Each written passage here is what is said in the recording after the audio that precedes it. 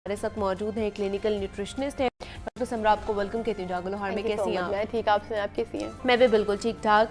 Doctor समरा, क्या किया जाना चाहिए? मतलब जैसे मैंने बात की है कि जैसे ट्रांजिशन ऑफ वेदर होता है तो हमारे खाने पीने के आदत बदल जाते हैं, हमारे पहनने ओढ़ने के आदत जो है वो चेंज होना शुरू हो जाती है, लेकिन कुछ लोग जो है ना वो ही डाइट खा रहे होते हैं जो गर्मियों में आज मैं आप लोगों को कुछ ऐसी रेसिपीज बताऊंगी जो कि कहते हैं ना कि हम विंटर्स के लिए वो डाइट स्पेशल होती हैं, लेकिन अगर किसी ने वेट लूज करना हो तो वो उस चीज से महरूम रह जाते हैं, वो चीजें वो खा नहीं पाते। और वैसे भी कहा जाता है कि जनाब के सर्दियों में खासतौर पर वेट लूज करना बहुत मुश्किल होता है। नो डाउट सर्दियों में वेट लूज करना मुश्किल होता है, लेकिन कुछ भी इम्पॉसिबल तो नहीं है ना। अगर आप एक चीज को देख लें कि मैंने ये काम करना है तो वो हो जाता है, कोई मसला नहीं है। लोगों के लिए तो गर्मियों में भी वेट लूज करना मुश्किल होता है, जिनके लिए मुश्किल होता है उनके लिए मुश्किल होता है। जिन्होंने अपना करना है उन्होंने कर लेना। तो आज हम कुछ ऐसी डाइट्स पे बात करेंगे, कुछ ऐसी रेसिपीज मैं आपको बताऊंगी, कुछ ऐसी ड्रिंक्स आपको बताऊंगी जो कि वैसे तो वो वेट गेन के लिए इस्तेमाल होती हैं सर्दियों में, लेकिन हम उन्हीं को खा के वेट लूज भी कर सकते हैं। वाह जी वाह, क्या है। फिर स्टार्ट कर लेते हैं इससे पहले कि लोग जो है ना वो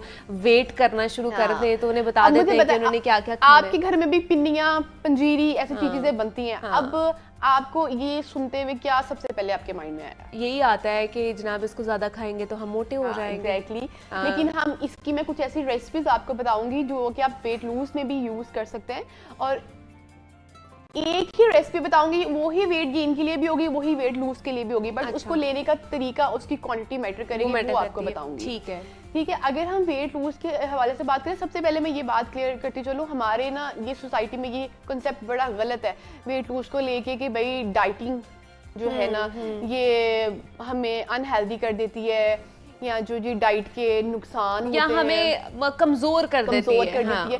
लेकिन देखिए डाइटिंग, बेसिकली डाइटिंग का मतलब है परहेज। ठीक है, जो डाइट, इसका ये मतलब नहीं है कि आप हर चीज अपनी डाइट से निकाल दो और आप आधी रोटी और हाफ कप ग्रीन टी और आधी ब्रेड पे आ जाओ। ठीक है, जो लोग ये करते हैं वो डाइटिंग का मतलब आपने ऑर्गेनिक चीजें खानी, मतलब अपना फास्ट फूड आप छोड़ दें, आप बाहर का खाना छोड़ दें, आप घर का खाना खाएं, वही आपकी डाइटिंग हो जाएगी। हाँ बिल्कुल ऐसी है।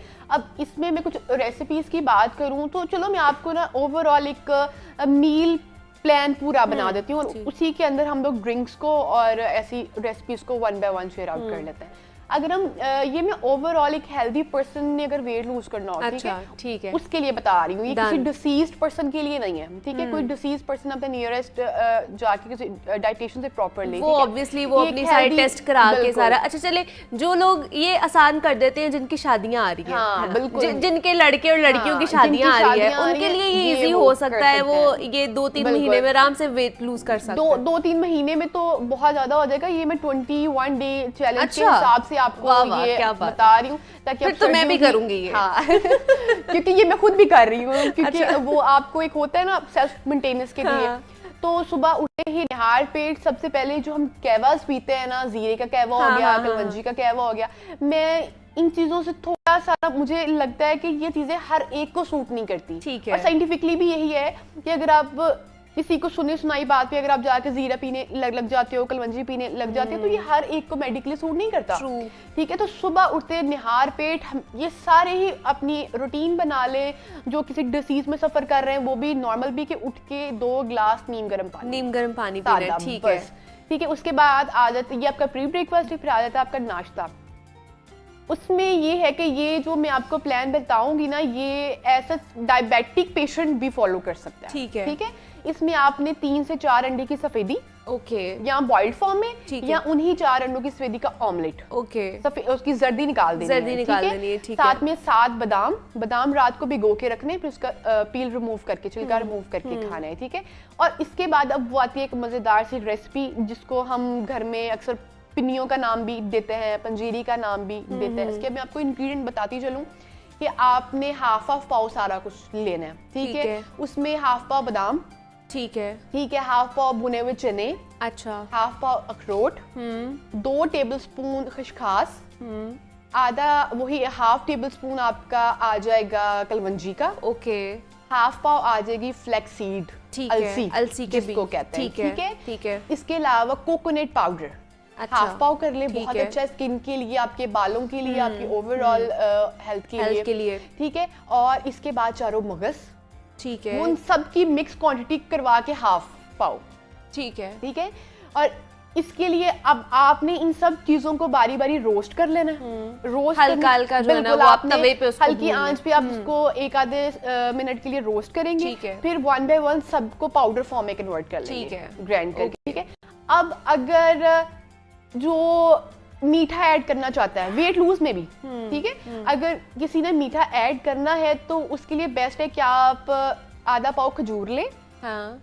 और खजूर को मेल्ट कर लें। ठीक है। उसको पैन में डाल के। ठीक है। जब वो हल्की सी पिघल जाए, मेल्ट हो जाए, तो फिर उसको ग्राइंड कर लें, वो एक पेस्ट कन्वर्ट हो जाएगा। और फिर ये जो चीजें रोस्ट की हुई ना बारी बारी, इन सब चीजों में 1 या 2 टेबलस्पून देसी घी के ऐड करके ना उन सबको थोड़ा सा दोबारा रोस्ट कर लें।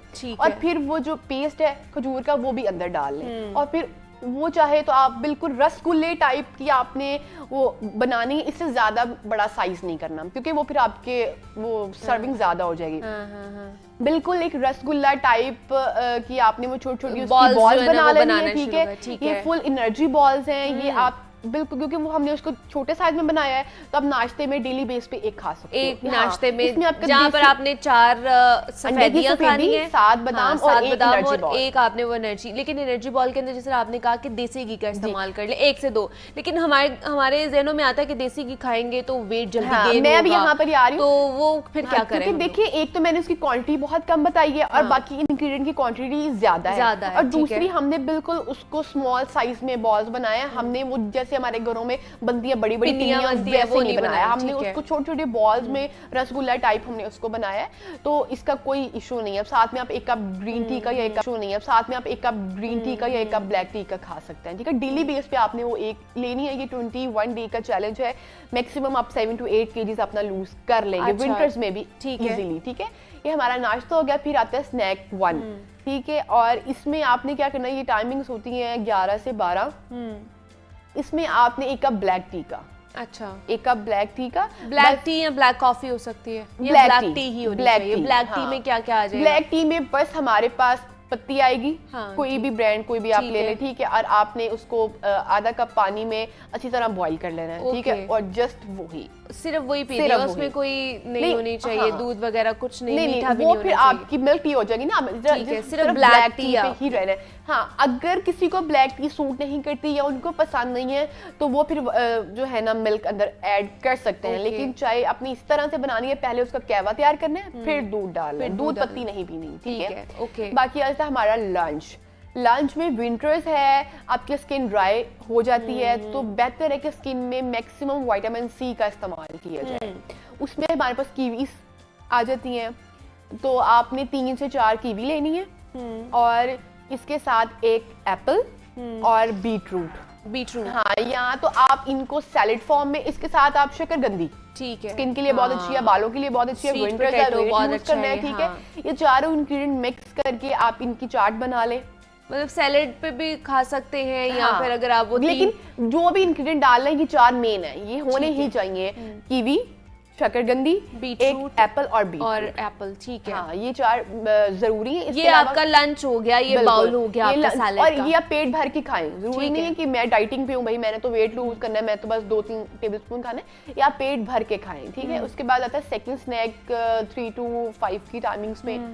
तो इसके अंदर फिर आपकी ब्लैक टी रिपीट होगी या आपकी मिल्क टी रिपीट होगी विदाउट शुगर। आप पे डिपेंड करता है कि आपको क्या सेकंड वाले स्नैक में आप कॉफी ले सकते हो अगर कोई कॉफी लेवर इसको लेना चाहता है तो। फिर आता है हमारा डिनर। कोशिश करना है, ये 25 या 21 डे चैलेंज है, इसमें आपने 7 या 8 बजे के बाद कुछ नहीं खाना।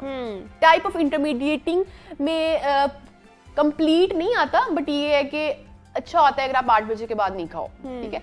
इसमें आपके डिनर में कोशिश करनी है या तो सब्ज रंग की चीज का इस्तेमाल किया जाए, और ये 25 डेज है ना, हाफ कर लें। आधे दिनों में सब्ज रंग की चीज का इस्तेमाल, जैसे आजकल साग, पालक बहुत, ठीक है, हाँ। और शिमला मिर्च।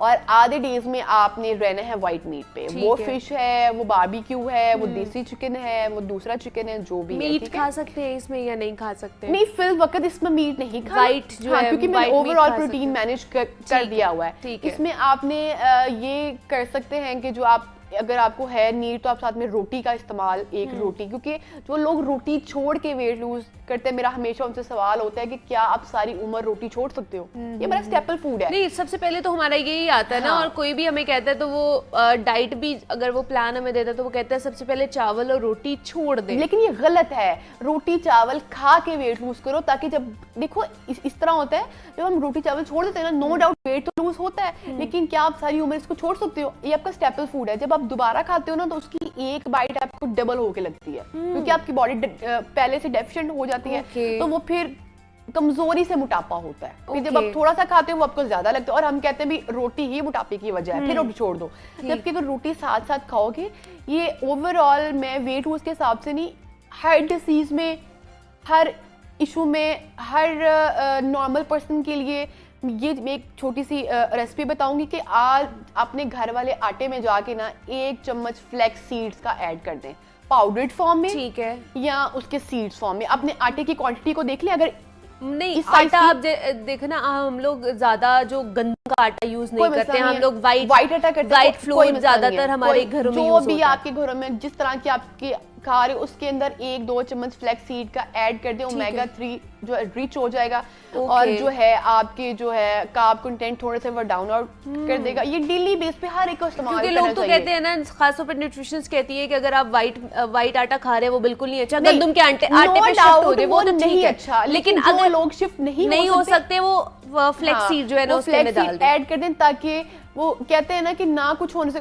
कुछ तो होना बेहतर है। आप वो खाएं, क्योंकि ये हमारा जो शौक है या जो हमारा कह लो कि जो टेस्ट है, हम उसको छोड़ के तो कुछ नहीं कर पाते। बेहतर है आप उसको छोड़े, लेकिन अगर नहीं छूटता तो आप इस तरह की चीजें, व्हाइट तिल है, ये फ्लैक्स सीड्स हैं, ये पूरे आटे में मिक्स कर दें। अगर पूरे आटे में नहीं मिक्स करना, बेहतर है कि बच्चों की नरिशमेंट होगी, जो बच्चे स्कूल गोइंग है उनके ब्रेन उनके लिए बड़ा अच्छा है ये अच्छा हो सकता है मेरे ख्याल से। फ्लैक्स सीड अगर ऐड ऑन कर देते हैं तो नो डाउट, नो प्रॉब्लम, क्योंकि फ्लैक्स सीड का वही फंक्शन है जो फिश का है। तो देखो, अगर आप डेली बेस पे उतनी चीज अपनी घर में खा रहे हो तो क्या जरूरत नहीं है? तो फिर रोटी जिस तरह आप बता रही है, रोटी और चावल का इंटेक कर सकते हैं, तो वो क्या रात को डिनर में करना चाहिए, लंच में करना चाहिए? मैं बताती हूँ, ठीक है। सेम लाइक अगर आपने चावल खाने हैं तो आपने चावल बॉईल करने, इस तरह उसकी पिच को वॉश कर देना है, फिर आपने दोबारा से चावलों को वॉश करना है, उसका पानी इस तरह निकालना है, और फिर थोड़ी सी फ्लैक्स सीड, कलवंजी और जीरा, इसको लेके आपने रोस्ट कर लेना है,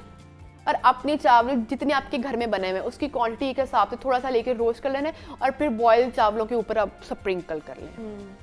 इसी तरह ना कुछ होने से बेहतर है कि आपकी एटलीस्ट 30 to 40% न्यूट्रिशन तो आपको मिलेगी ना। अच्छा, ठीक है, ये बेस्ट तरीका होता है, क्योंकि मैं जब भी डाइटिंग पे होती हूँ, डाइटिंग के अलावा वैसे भी मेरी नॉर्मल रूटीन ही है कि मैंने क्योंकि मुझे चावल पसंद है, मैं तो फिर मैं उसको इस फॉर्म में कन्वर्ट कर देती हूँ। नहीं तो फिर वो डिनर में खाने चाहिए, लंच में डिनर में कोशिश करेंगे हाई कार्ब्स का इंटेक मत करें।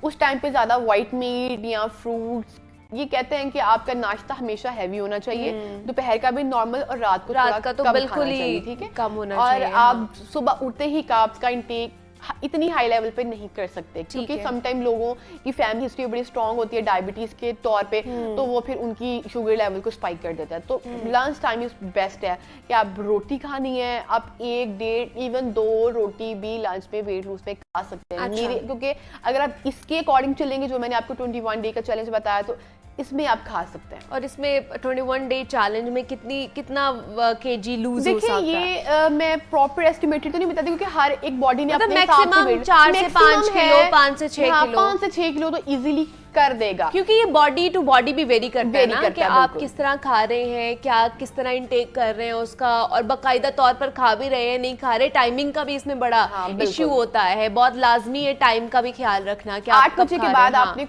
कुछ भी नहीं खाना, और सोते वक्त यहाँ को 1 गिलास दूध का बिना मिलाई के, या फिर से ब्लैक टी रिपीट होगी, वो कर सकते हैं। ठीक है जी, डॉक्टर समरा साबिर हमारे साथ मौजूद थी। डॉक्टर समरा, बहुत शुक्रिया आपके वक्त था कि आप यहाँ पर आई, और जनाब आज हमने आपको 21 डे चैलेंज दिया है, और ये पानी का भी इंटेक आप लोगों ने बहुत ज़्यादा आप लोगों ने पीना है, ताकि आपकी जो बॉडी है, आपकी स्किन जो है डिहाइड्रेट ना हो जाए। यहाँ पे एक छोटी सी ब्रेक लेते हैं, मिलते हैं इस ब्रेक के बाद।